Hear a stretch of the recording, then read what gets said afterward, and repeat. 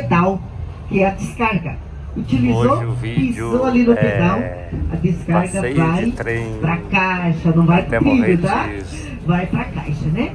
Um pouco mais à frente, nós iremos passar por alguns arbustos, né? Algumas goiabeiras também. Aí vocês verão por que eu peço para não colocarem a cabeça para fora da janela, tá bom? Então, essa malha ferroviária, ela foi construída entre os anos de 1880 a 1885, o pessoal do tchauzinho, 1880 a 1885. Então foram apenas 5 anos, eu digo apenas 5 anos, né? 110 quilômetros de trilhos de Paranaguá a Curitiba, 70 até Morretes. Até Paranaguá, 110 quilômetros. Entre montanhas, precipícios, rios, marés, né? 5 anos só, hoje levaria 30, né? Com certeza, numa época que não havia a tecnologia que nós temos hoje também, né? Todo o material utilizado nessa construção veio da Bélgica, que era considerado o melhor aço do mundo, né? Então os projetos eram feitos aqui no Brasil, ia de navio para a Bélgica, retornava para o Brasil corrigido o projeto, daí ia o pedido, na 4ª viagem do navio chegava no Porto de Paranaguá, os blocos numerados com o nome do local em que ia ser colocado, tipo pontes, pontilhões, viadutos, tá? Então viria viaduto, número tal, parte 1, que era lá embaixo, daí ia subindo até a última parte do viaduto. Era um trabalhão, né? Chegava no Porto de Paranaguá e era trazido até o local da obra. Essa obra, ela teve aproximadamente 12.000 trabalhadores. Em 5 anos de obra, vieram a falecer aproximadamente 4.000 homens. Mortes ocasionadas por doenças adquiridas na Mata Atlântica, principalmente, como malária, febre tifoide, quedas, brigas, animais peçonhentos, animais selvagens, porque tem onça ali na Mata Atlântica. Hoje ainda tem, imagine naquela época, né? E eles dormiam em acampamentos. Eram 12.000 homens, mas não trabalhavam juntos. Era uma equipe, né? A gente imagina assim, 1.000 homens numa ponte, 2.000 homens num viaduto que era maior, uma turma em Curitiba para construir as estações. Durante o trajeto tem várias estações, então a gente imagina assim, várias equipes, né? E a equipe da Mata Atlântica foi a que mais penou, né? Devido ser uma região perigosa, né?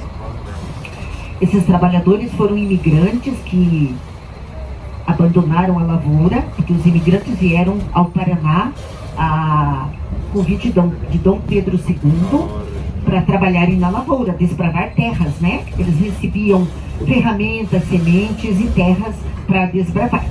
Então a maioria abandonou a lavoura para se dedicar a essa construção. Mas se nós voltarmos a pensar, entre 1880 e 1885 ainda não havia sido abolida a escravatura no Brasil.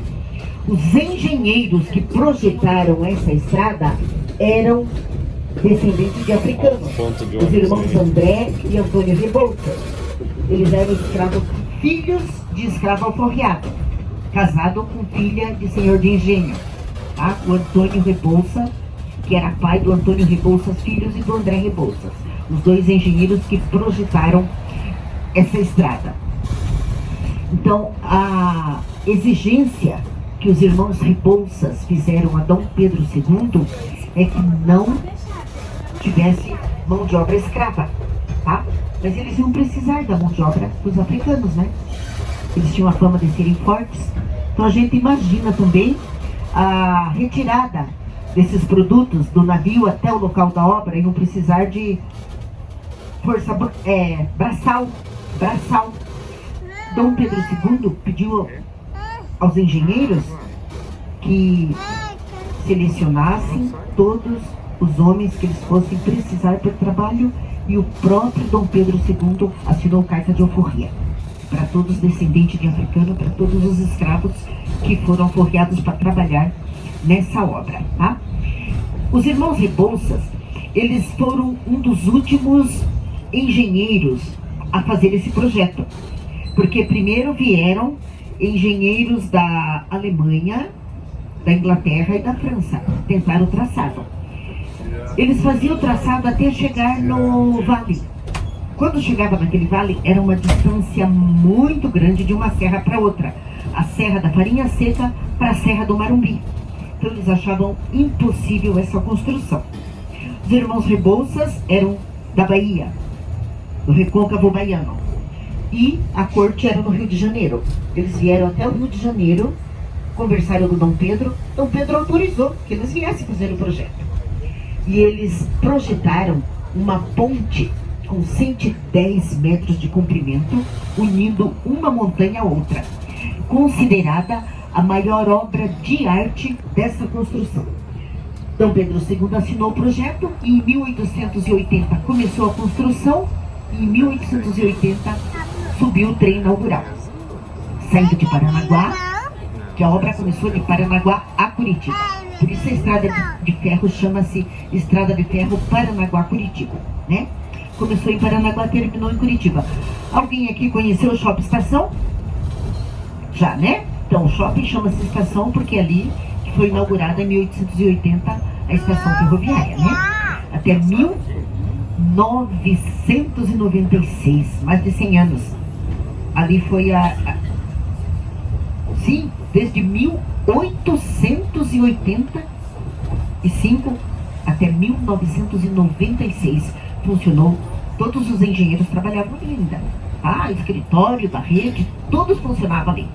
Aí em 1996 houve uma desestatização, que não é privatização, é uma concessão por tempo determinado, né? Determinado. Aí quando vence aquele prazo, entrega, aí eles vão fazer outra licitação, tá? Em 96 houve a desestatização. Na época, a empresa Atlântico Sul obteve a concessão dos trilhos, do trem de carga e das locomotivas. E a Serra Verde Express obteve a concessão somente do trem turístico, que já venceu a concessão, que foi renovada por mais 10 anos já, tá? Do trem. A Serra Verde paga hoje para a empresa Rumo, que era Atlântico Sul, passou para América Latina Logística e hoje é a empresa Rumo que tem a concessão, né? A Serra Verde paga até os dias atuais o aluguel dos trilhos e das locomotivas, tá? Para utilizar o trem, que o trem pertence à Serra Verde, tá? Por esse motivo que eu digo que a nossa viagem pode durar de 3 a 4 horas, porque ao lado, tanto do lado direito quanto do lado esquerdo, em alguns locais nós vamos ver outro trilho, que é pátio de manobra, onde fazemos o compartilhamento com o trem de carga.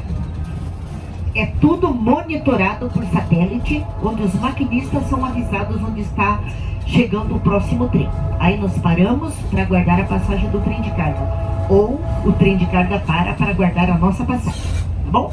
Obrigado pela atenção. Eu vou estar sempre aqui em todos os pontos turísticos avisando com antecedência para que ninguém venha perder nenhum ponto turístico, tá bom? Eu vou servir um lanchinho para vocês agora. Você já tem! Olha, naturalista, uma uva, viu? Onde terão direito a uma bebida que pode ser água ou um refrigerante e uma caixa com bolachinhas.